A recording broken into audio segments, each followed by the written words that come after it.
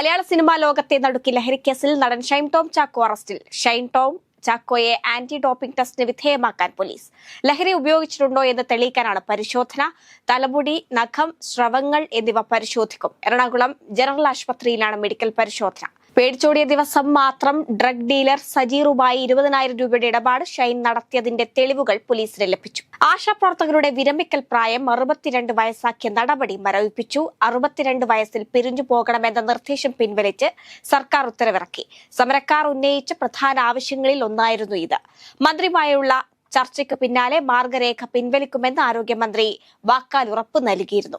ഈ ഉറപ്പാണ് ഇപ്പോൾ ഉത്തരവായി സർക്കാർ പുറത്തിറക്കിയിരിക്കുന്നത്. വിരമിക്കൽ ആനുകൂല്യം 5 ലക്ഷം രൂപ നൽകണമെന്നതും ഓണറേറിയം വർദ്ധിപ്പിക്കണമെന്നടക്കമുള്ള ആവശ്യങ്ങൾ ഇതുവരെ അംഗീകരിച്ചിട്ടില്ല.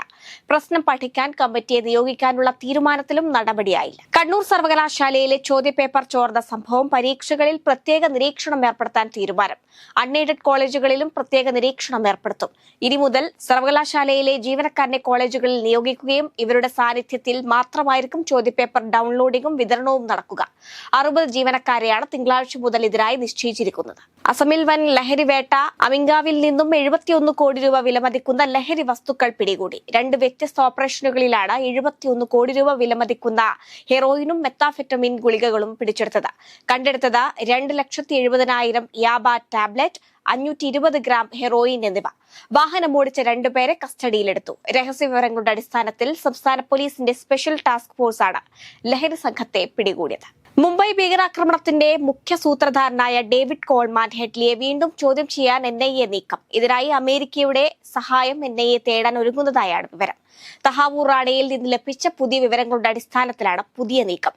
നിലവിൽ അമേരിക്കയിൽ ജയിലിലാണ് ഡേവിഡ് കോൾമാൻ ഹെഡ്ലി. കാനഡയിൽ സംഘർഷത്തിനിടെ അബദ്ധത്തിൽ വെടിയേറ്റ് ഇന്ത്യൻ വിദ്യാർത്ഥിനിക്ക് ദാരുണാന്ത്യം. പഞ്ചാബ് സ്വദേശിയായ ഹർസിമ്രത് രണ്ടാവ എന്ന 21 വയസ്സുകാരിയാണ് കൊല്ലപ്പെട്ടത്. ഒന്റേരിയോയിലെ മൊഹാക് കോളേജിലെ വിദ്യാർത്ഥിനിയായിരുന്നു ഹർസിമ്രത്. IPL ചരിത്രത്തിലെ വേഗത്തിൽ 200 സിക്സറുകൾ നേടിയ താരമായി KL രാഹുൽ. ഗുജറാത്ത് ടൈറ്റൻസിനെതിരായ മത്സരത്തിലാണ് ഡൽഹി ഓപ്പണറായ താരം ഈ നേട്ടം നേടിയത്. വെറും 129 ഇന്നിംഗ്സുകളിലാണ് താരം 200 സിക്സറുകൾ തികച്ചത്. ഈ നാഴികക്കല്ല് പിന്നിടുന്ന 11ാമത്തെ ബാറ്റ്സ്മാനാണ് രാഹുൽ.